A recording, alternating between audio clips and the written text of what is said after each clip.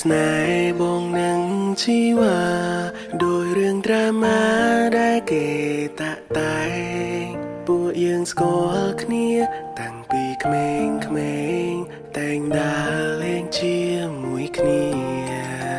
វេលា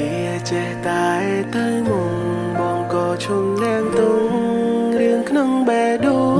ងមានភៀមក្លាហានសារភាព5អូនថាបងលួចស្រឡាញ់ស្ងួនជាយូររឿងមួយដែលបងរំភើបជាងគេក្នុងជីវិតគឺវមិនមានចិនលើបងដែរ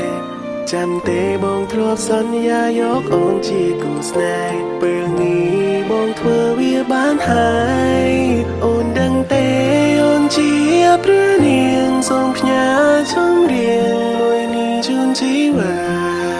ដើម្បីបញ្ជាំងពីចិនដែលមានលើស្រកនិថាតែរៀបរាប់យ៉ាងណាមិនអូសូមអូនយកបេះដូងមកមើលរាល់ក្រុមទង្វើបងធ្វើដោយចិត្តស្មោះនឹងថ្នាំថ្នមត្រកមចិនមើលថែអូនមិនឲ្យតងជាតិនេះរួដើម្បីមើលថែរូបស្រស់ជីវ៉ាចាប់ពីថ្ងៃនេះណាបងនឹងជីវ៉ារស់នៅជាមួយគ្នា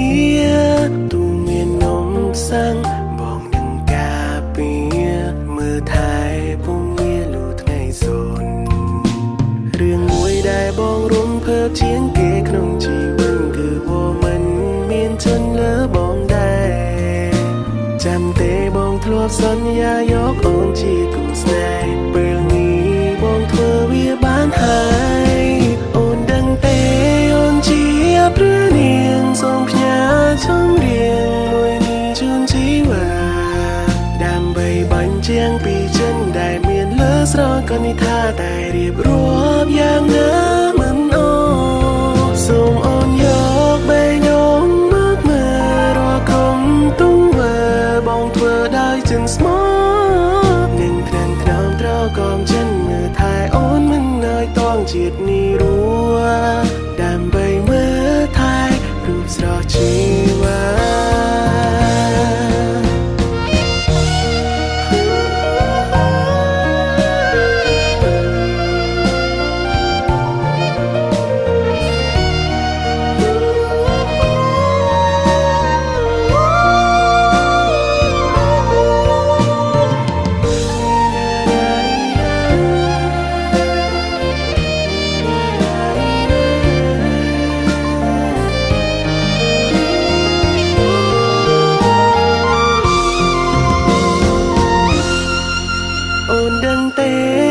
ជា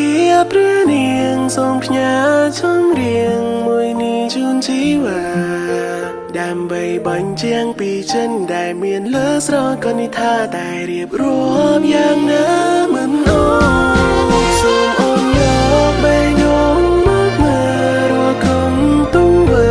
បងធ្វើដោយចិត្តស្មោះនឹងថ្នាំថ្នមត្រកមចិនមើលថែអូនមិនឲ្យតងជាតិនេះ